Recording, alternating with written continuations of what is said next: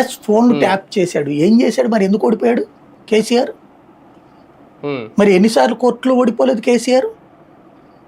అక్కడ చివరికి ఎన్నికలకు ముందు ఎన్నిసార్లు తిప్పలబడలేదు కేసీఆర్?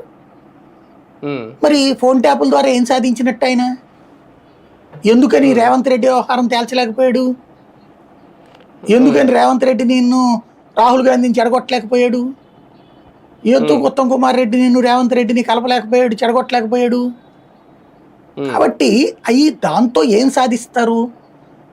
వాస్తవంగా ఫోన్ ట్యాపింగ్ని వాడాల్సింది నిజంగా టెర్రరిస్టుల మీదన, లేకపోతే అసాంఘిక శక్తుల మీద. మీకు ఫోన్ ట్యాపింగ్ అయినా స్పెషల్ బ్రాంచ్ ఉంటుంది పోలీస్ డిపార్ట్మెంట్, అట్లాగే ఇంటెలిజెన్స్ డిపార్ట్మెంట్ ఉంటుంది. ఈ మూడింటిని వాస్తవంగా వాడాల్సింది అలాంటి వ్యవస్థల కోసం, అసాంఘిక శక్తుల కోసం, మావోయిస్టుల కోసం, టెర్రరిస్టుల కోసం.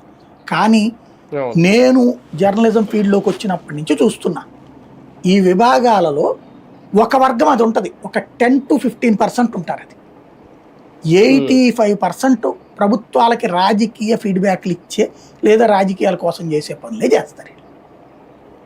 ఇదివరకు మేము పేపర్లో, టీవీలో పనిచేసేటప్పుడు మా దగ్గరకు వచ్చి కూర్చుని ఇంటెలిజెన్స్ వాళ్ళు, స్పెషల్ బ్రాంచ్ వాళ్ళు దాని వెనకాల ఉన్న పాయింట్స్ మాతో మాట్లాడి రిపోర్ట్లు పంపించిన బోర్డు తెలుసు మాకు. అట్లాగే ఇప్పుడు కూడా అట్లా పనిచేస్తూనే ఉన్నారు. అదొక